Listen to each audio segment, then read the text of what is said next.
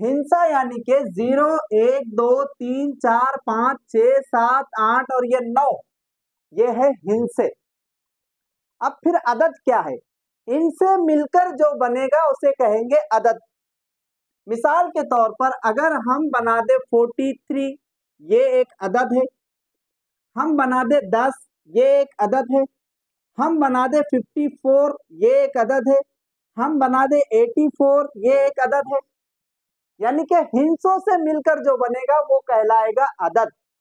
अब सवाल ये पैदा होता है, क्या हिंसे को अदद कहा जा सकता है? जी कहा जा सकता है। इनको हम हिंसा भी कह सकते हैं, इनको हम अदद भी कह सकते हैं, लेकिन 10 के बाद जो अदद आएगा उसे हम हिंसा नहीं कह सकते।